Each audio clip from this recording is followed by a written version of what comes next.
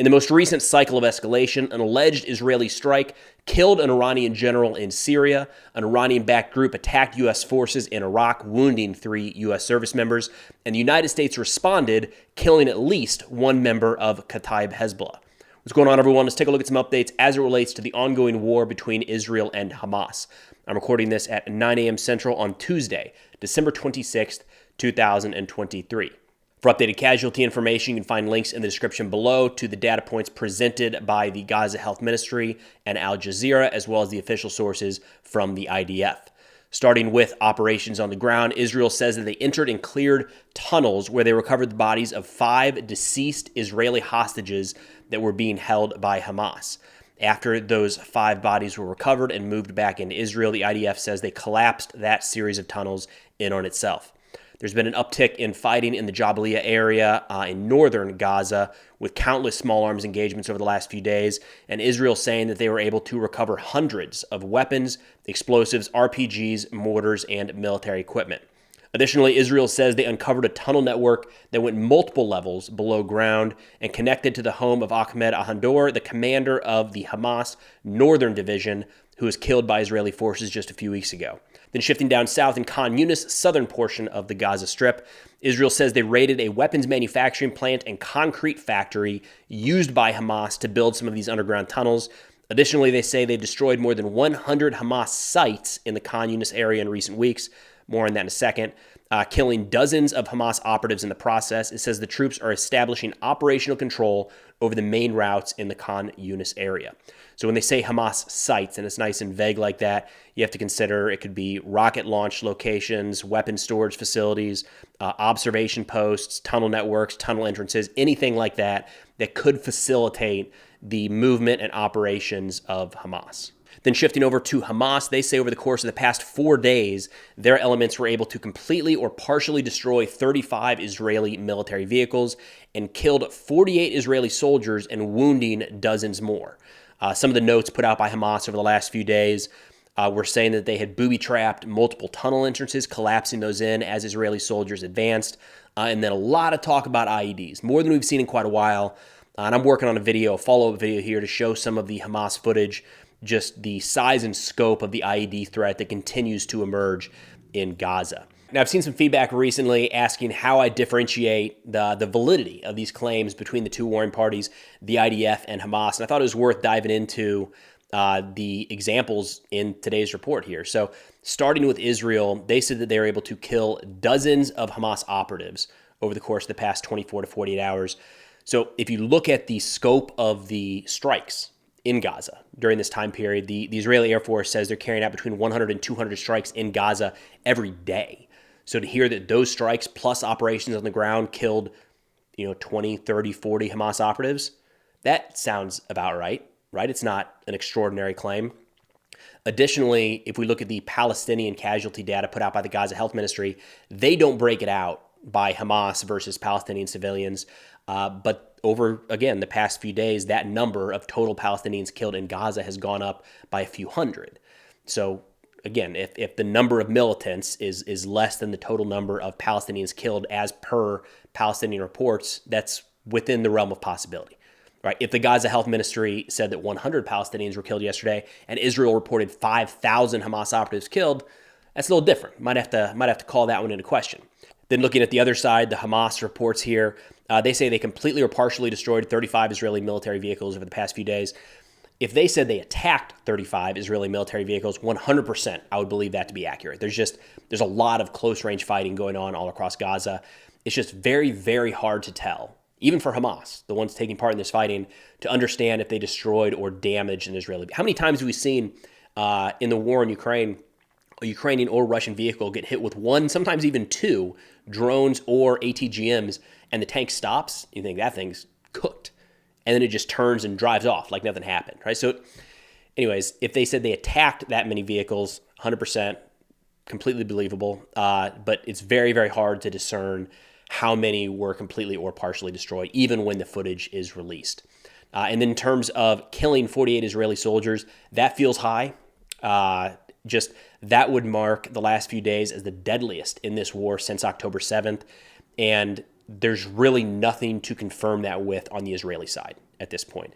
So Israel does take time to notify the families before they put these public announcements out about their fallen soldiers. And they're coming out generally 24, maybe 48 hours after the event takes place.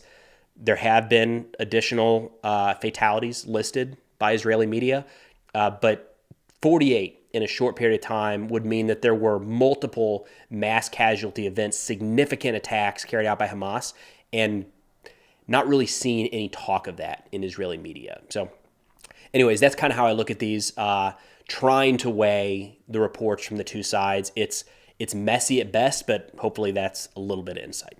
Now, there was talk of a potential ceasefire just a few days ago, but according to Reuters, Hamas and Palestinian Islamic Jihad rejected an Egyptian proposal that they relinquish power in the Gaza Strip in return for a permanent ceasefire. Now, the last part's important. That's kind of what Hamas is drilling in on here. So supposedly the proposal would see Israel fully withdraw from the Gaza Strip. All captives held by Hamas and most of the Palestinian prisoners held by Israel would be released, and a united Palestinian government would be installed somewhere in Gaza. Now, anytime these negotiations fall apart, it's just leaks in terms of what's made public, so we don't know the exact details. There is some speculation here. Some reporting says that Egypt proposed elections while offering assurance to Hamas that its members would not be chased or prosecuted. But Hamas and the Palestinian Islamic Jihad rejected any concessions other than the hostage releases. So that's their only thing they're willing to give as per this report. Then two officials from Hamas and the Palestinian Islamic Jihad later, separately, in different conversations, denied all of this. Say this really wasn't a conversation at all. And then Hamas put out a statement on their Telegram channel saying they have no information about what Reuters has just published, referring to Egyptian security sources. We reiterate that there can be no negotiations without a comprehensive cessation of aggression. Hamas leadership seeks a permanent cessation to the aggression and massacres against our people. So this came up last week when there was initially talk about some of these, about the possibility of a ceasefire.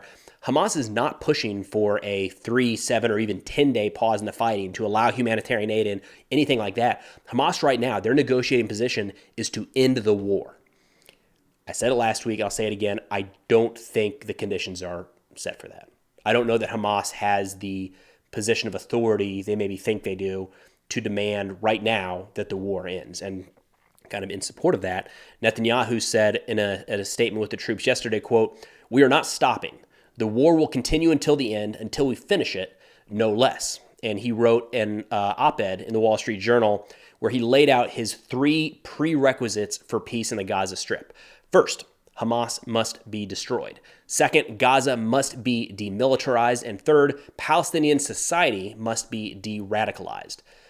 It's not crazy far off from where they started. Initially, the top thing that was constantly put out was Hamas has to be eliminated. End all be all, right? Make sure that Israel is safe from this happening anytime in the future. And he kind of gets to that in the piece. Netanyahu said, quote, "Hamas's leaders have vowed to repeat the October 7th massacre again and again. This is why their destruction is the only proportional response to prevent the repeat of such horrific atrocities. Anything less guarantees more war and more bloodshed." Now, when looking at these 3, the destruction of Hamas, it's very challenging to eliminate an ideology. Again, I've said this in the past. We haven't figured that out in the United States, battling Islamic State and Al-Qaeda. But you can at least kind of see the direction they might want to take that. The demilitarization of Gaza, they hit on that, talking about a security buffer, increased searches in and out of Gaza. They're going to have to shut down some of these underground tunnel networks to smuggle goods in and out of Gaza. Again, you can kind of see the direction that might go. But then the piece about Palestinian society must be de-radicalized, I'd be, interested to see what the international response is to that. I don't think that's something, talking about changing a culture, changing a society. I don't think Israel can just step in and do that themselves. There's so much more to that. But he says, quote, "Successful de-radicalization took place in Germany and Japan after the Allied victory in World War II. Today, both nations are great allies of the United States and promote peace, stability, and prosperity in Europe and Asia." It's true. That worked well there. I don't know that there's a lot of great case studies as to how World War II ended and what that resulted in terms of, the future stability around the world. But I don't know, Gaza is very different today than Germany and Japan were during or even after that war. And then looking at how this war could escalate into a broader regional or even global conflict, an Iranian general was killed yesterday in Damascus during an alleged Israeli airstrike. Iranian media put out that IRGC Brigadier General Razi Mousavi, a senior military advisor in Syria, was killed in an airstrike in Damascus. Mousavi was responsible for coordinating a military alliance between Iran and Syria and was believed to be heavily involved in Tehran's efforts to supply weapons and proxies to the area, including Lebanon's Hezbollah. So again, there's speculation that this was Israel. Israel hasn't confirmed it. It probably was. Like, all signs point to this being something that Israel would do and has done in the past. Either way, no public statement from Israel on that front. One of the challenges here when looking at some of these proxy forces that Iran has across the region is, look, credit where credit's due, the way that they've structured these proxies makes it very, very challenging to combat them and to beat them and understand what's happening. It's very difficult for the United States, for Israel, and for anyone kind of opposing Iran to figure out exactly what the next step should be here. So in the United States, for instance, a U.S. Army brigade acts at the direction of and in the best interest of the United States. It's not surprising. Really easy, right? Easy to understand that. These proxies across the Middle East do not necessarily act on the orders of Iran, and they do not always act in the best interest of Tehran. Every one of these groups, including Kataib Hezbollah that we're going to get into here in a second, they have their own interests. They have their own desires in their own area that they're focused on. There's a lot of overlap with Iran, which Iran is able to exploit and leverage to their benefit. But it's not the case where these groups are just sitting around waiting on operational orders from Iran. They are out there doing their own thing every single day, whether they're pursuing power, influence, money, or anything else. They're not just like Iranian units sitting around waiting for direction. However, in this case, it might have been pretty close to a direct order from Tehran to some degree. So on Christmas Day, 3 U.S. service members were wounded in Iraq after one-way attack drones were launched against Erbil Air Base by Iranian-backed militias. This is very hard to keep count of these at this point, but I think this is over 100 attacks against U.S. forces in Iraq and Syria since October 17th, I believe was the first one.